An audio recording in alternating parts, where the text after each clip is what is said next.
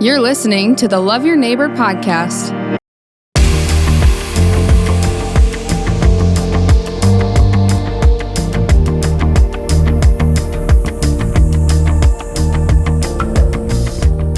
Well, hey, welcome. Thanks for joining us on the Love Your Neighbor podcast. Here today with a very special guest, one of your neighbors, one of my neighbors.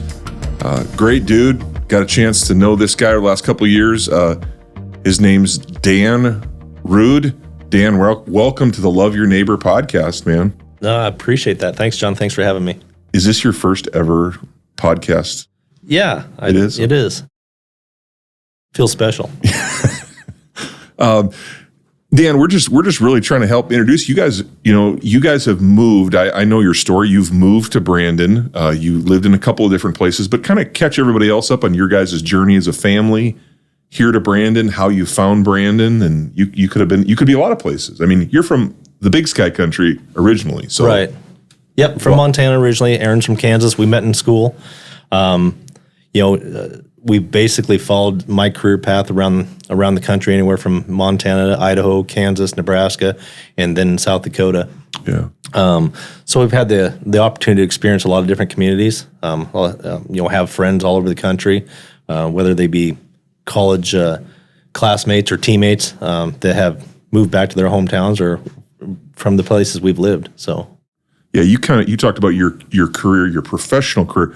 Talk a little bit about your college career and your college experience, because I think that's interesting to me. I always think that's cool to talk a little bit about that, what you did in college and how that all worked out, meeting your wife.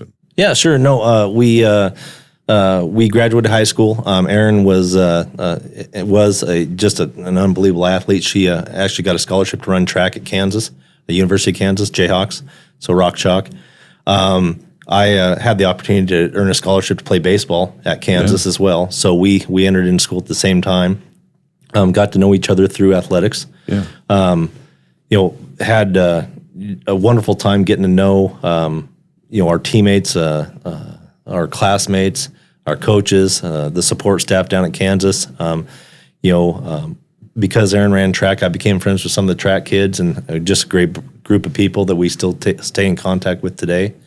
Aaron also got to know some of the baseball guys, and we still, we were a very close-knit group of guys. We had started off a little bit rough as freshmen, or when I was a freshman, we were 23-28 and had a losing record, and I thought, what in the world did I get myself into? And, we lost one senior off that team.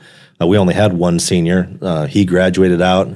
Our whole group of juniors returned. And obviously, as a freshman, we turned into sophomores, so we matured a little bit. And the next year, we were 45-18 and went to the College World Series. Yeah. And so really had a major turnaround there. And so have so many good memories from that time of life and through that time at Kansas. And obviously met Aaron, and which is the highlight. Yeah. And we've been together ever since. So yeah, you did good. She's an incredible lady. Yes. It's her birthday today, so I have to wish her happy birthday. That is right. It is her birthday. Yeah. Awesome. Happy birthday, Erin. So you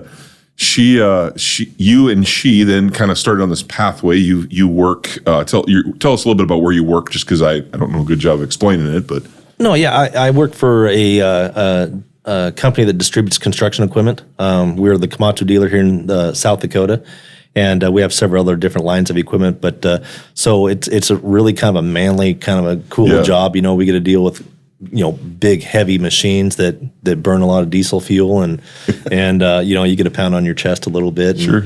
And, it's kind of cool to look at a site that's got your equipment on it, and there's nothing there, and you go back in different stages of time after that, and it develops into this awesome project, and it's kind of cool to think that I was there at the beginning. So it's every time I drive by one of the in Brandon, there's a lot of that going on. There's a lot of dirt moving, and every time I see a Komatsu, I used to send them pictures, but it's kind of cool to see that, like the really literally you're moving mountains. Yeah, you learn a lot about it along the way. I've been doing it since 1998, and it's been awesome. It's been a wonderful career for us. I really enjoy working for Dan Healy, he owns the company, and it's really the best job I've ever had. And we love love where we live. We love our community, and life's good. Yeah. How did you? Because in your business, I mean, obviously this business is in the Sioux Falls area, but I mean, you could have lived a lot of places. I mean, you could have lived in Harrisburg, Sioux Falls. Why did you guys pick Brandon? What was the kind of the calling card for you guys? Well, the short and quick answer is the kids. When we had the opportunity to come to the Sioux Falls area, you're right, we could have lived anywhere. And Erin immediately jumped on the computer. She started researching the school districts. And Brandon has an amazing school district. And since we've been here, everything that showed on paper and on the web about them being the number one school district in the state, and there's been several years in a row they have been. It's true. It's you have a group of teachers, a group of administrators, a group of coaches, and sports is a big part of us and what we do. And we couldn't be more thankful for them welcoming us into the community. We moved in at Taya's, my oldest daughter's, in the middle of her 8th grade year. And so didn't know anybody. It's Christmas time. We're on Christmas break, and all of a sudden this new girl shows up at school. Well, 3 new girls show up at school. Sure, yeah. On after semester break. And so, yeah, it was, they welcomed us right in. It did help that Taya was fast. She caught some people's attention pretty quick, and she could hit a softball. Yeah, and she can hit a softball, and they're sweet little girls. I love them to death. Yeah. But they really helped us kind of get to know more members of the Brandon community, more members of the Sioux Falls community, Harrisburg, Hartford, all those areas around Sioux Falls because of the softball community. Right. Yeah. Yeah, that's interesting because I think a lot of times, you think about Brandon as its own city, but really you're attached to there's a bigger perspective in traveling with softball and track. You get to know a lot of people from the area, and you guys you're amazing folks. And what would you say? I mean, parents that have young student athletes, what's been your girls have been really successful. I think I thought it was so cool last year at the state track meet. Here's your senior daughter, your freshman daughter, and your 7th grade daughter all taking a picture together at the state track meet. Talk to me about just that. I mean, what that was like. I mean, I just got chills. Yeah.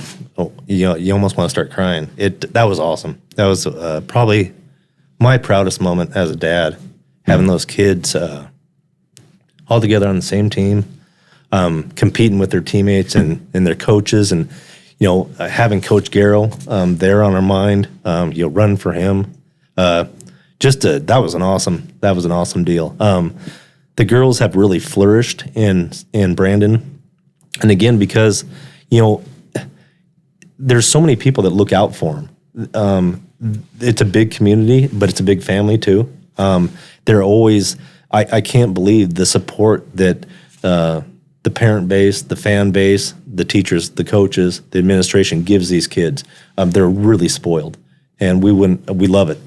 We really do because, we can't be there 24/7, and so you want to be able to trust the people that you put your kids in their hands, and you want to be able to trust them, and you certainly can in Brandon. Yeah, that's cool.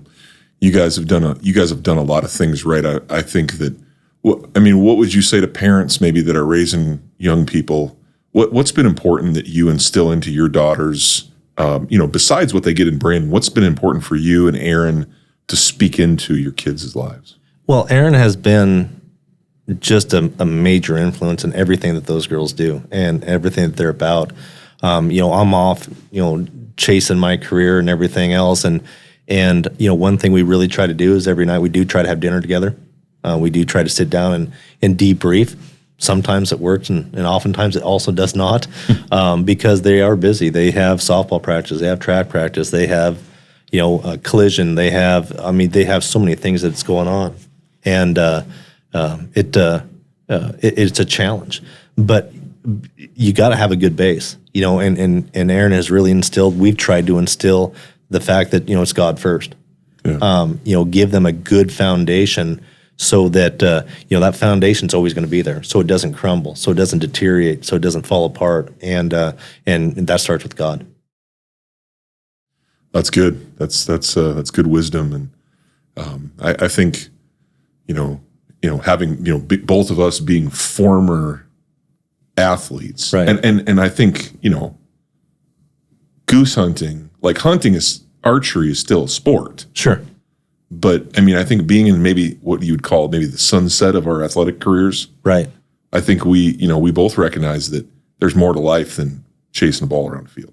Yeah, there is. And, I think athletics, and again, for our family, it's a big part of what we do. And we instill that in our kids. And, we always worried about Taya because she was so soft-spoken and just so quiet. And I remember being at a soccer game when she was just small and Aaron whispering in my ear going, I don't think this kid has a competitive bone in her body. She's just happy and likes to be out there. And that's just, she's got to compete harder, and she turned about 11 or 12 and it was like, wow, some switch inside her changed. And I remember telling Aaron, I don't think you have to worry about Tay being competitive anymore. It's here and to a very high level. But it's just a blessing to have those kids and have them have that spirit. And that willingness to want to try hard and win. Sports have taught them so many different things, how to be a good teammate. Again, with the support of their coaches, they enjoy it. They have fun. It occupies some time that might be others spent doing something different that may not be as fruitful. And so we're thankful for that. But and again, that whole community aspect of it and those coaches, they make it fun for the kids and the kids want to succeed. They want to compete. So yeah, that's cool. Yeah, it's certainly been a blessing to know you guys. And what would you, kind of as we kind of wrap this up and we think about our community of Brandon, how have you experienced being in different places? What does community mean? You've talked about support, right? You've talked about accountability. You've talked about a lot of these things already, and maybe you've already said it. I hear you talking about that family feel. What does community mean to the Rude family, and what does it mean to you personally to be? How would you teach someone, a young person, about community? Wow, I don't know if you can necessarily teach them. You kind of have to show them. And Brandon shows you what it means to be a community. They don't it's not lip service. It's not, hey, here's a theory or a philosophy. It's in actions. And, Brandon you can just see it. It's all over the community, whether one of the parades, whether it be a fundraiser, whether it be, an activity at school. And look at their band. I mean, the amount of effort and it's crazy, and just going and seeing those performing arts. It doesn't matter what it is; they get the support, and the community's behind them 100%. Yeah. You mentioned the band, and I think that I remember when I coached football here in Brandon. We were showing up for fall practice. I mean, the band had already been in practice for a month. Right. They're running miles and jumping stairs. I was like, man. Yeah, you're thinking that I'm not tough enough to be in the band. Our kids weren't driving, and so you get up and you take them to that early morning practice, and you roll up past the high school. The band's been out there for an hour, and they're there when you leave and go pick them up, and that's in the afternoon. That's right. They work extremely hard. They teach that to the kids, and it speaks well for how many people come back to Brandon after they go graduate high school, graduate college, start their careers. They come back to Brandon. There's an awful lot of them that do that, and also you think about our town of 10,000 people, right around there. How we compete on a statewide and even regional wide basis. We have softball teams going to Kansas City and Minneapolis and really everywhere in between, and they compete at a high level. You have baseball teams that go to Little League World Series out of this area. Yeah. You have that band goes, like I said, they travel everywhere and have really good results, and it's fun to see that. Yeah, it's cool. Yeah. Well, Dan, I really appreciate you coming on, and thanks for sharing your story. Man, if you're in need of like a large earth-moving piece of equipment, man, now who to contact. Remember, before you buy, call DMI. That's right. Okay, there you go. There you go. Thanks, Dan, for being here. Appreciate it, man. Thank you, John. Thank you for joining us on the Love Your Neighbor podcast. The purpose of the Love Your Neighbor podcast is to build community one conversation at a time. You can help us build that community by sharing the podcast on your social media channels and rating our podcast on whatever platform you're listening from. Another way is to let us know of any neighbors who have a story. Go LYNX!